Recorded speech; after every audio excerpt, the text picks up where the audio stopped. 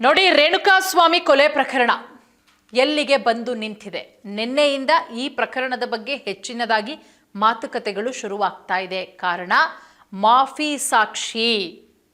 ಇನ್ನು ಈ ರೇಣುಕಾಸ್ವಾಮಿ ಕೊಲೆ ಕೇಸಲ್ಲಿ A8 ಹಾಗೆ A10 ಇವರ ಪಾತ್ರ ಏನು?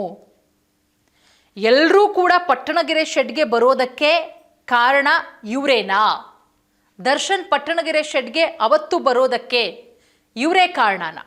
ನೋಡಿ, ರೇಣುಕಾಸ್ವಾಮಿ ಕೇಸಲ್ಲಿ 3 ಆರೋಪಿಗಳ ನಡೆ ದರ್ಶನ್ಗೆ ಢವಢವ ಶುರುವಾಗಿದೆ.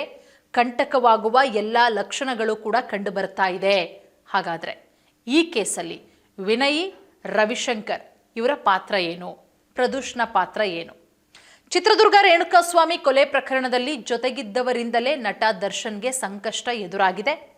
ಈ ಕೇಸ್ನ 3 ಮಾಫಿ ಸಾಕ್ಷಿಯಾಗೋದಕ್ಕೆ ಮುಂದಾಗಿದ್ದು ಇದು ದರ್ಶನ್ಗೆ ಮತ್ತಷ್ಟು ಸಂಕಷ್ಟಗಳ ಮೇಲೆ ಸಂಕಷ್ಟ. ಬೇಲ್ ರಿಜೆಕ್ಟ್ ಆಗುತ್ತೆ. 1 ವರ್ಷದ ಒಳಗಡೆ ಬೇಲಿಗೆ ಅಪ್ಲಿಕೇಶನ್ ಹಾಕಂಗಿಲ್ಲ.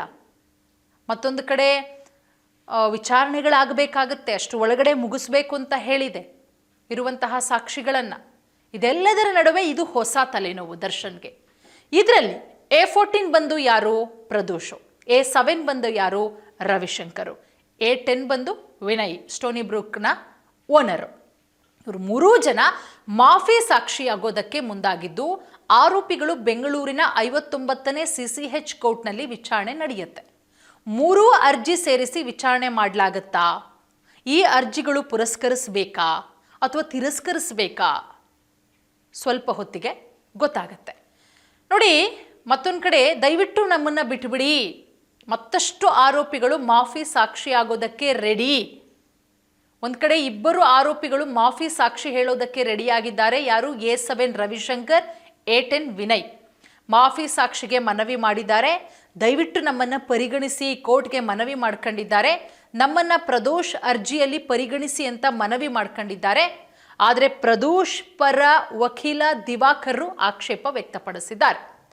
ರೇಣುಕಾಸ್ವಾಮಿ ಕೊಲೆ ಕೇಸ್ನ A10 ವಿನಯ್, ರೇಣುಕಾಸ್ವಾಮಿ ಹತ್ಯೆ ಸಾಕ್ಷ್ಯನಾಶದಲ್ಲಿ ವಿನಯ್ ಪಾತ್ರವಿದ್ದು ಕೊಲೆ ನಡೆದ ಪಟ್ಟಣಗೆರೆ ಶೆಡ್ ವಿನಯ್ ಸಂಬಂಧಿಕರದ್ದಾಗಿದೆ. ಹಾಗೆ A9 ಧನರಾಜ್, ವಿನಯ್, ರವಿಶಂಕರ್ ನಡೆ ಈಗ ಕುತೂಹಲ ಮೂಡಿಸಿದೆ.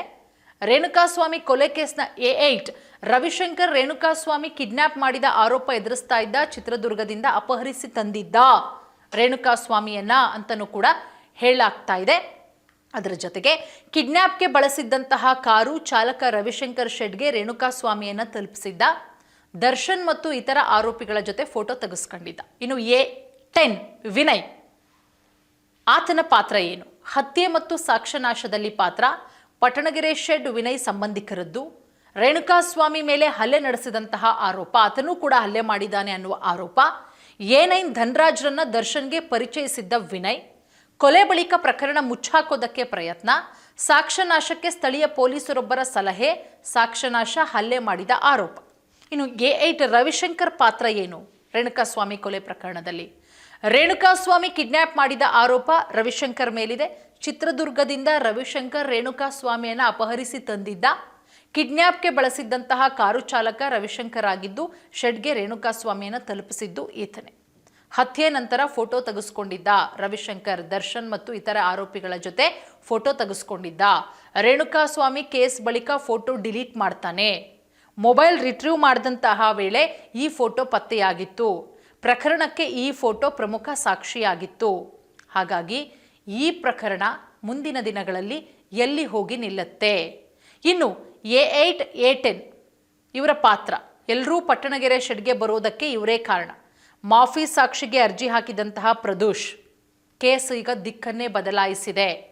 ಹಾಗಾಗಿ ಈ ಕೇಸು ಎಲ್ಲಿಗೆ ಹೋಗುತ್ತೆ? ಮಾಫಿ ಸಾಕ್ಷಿ ಹೇಳಿದ ಕೂಡಲೇ ದರ್ಶನ್ಗೆ ಶಿಕ್ಷೆಯಾಗುತ್ತಾ? ಇನ್ ಕೇಸ್ ಬಚಾವಾಗೋ ಸಾಧ್ಯತೆಗಳು ಕೂಡ ಇದೆಯಾ?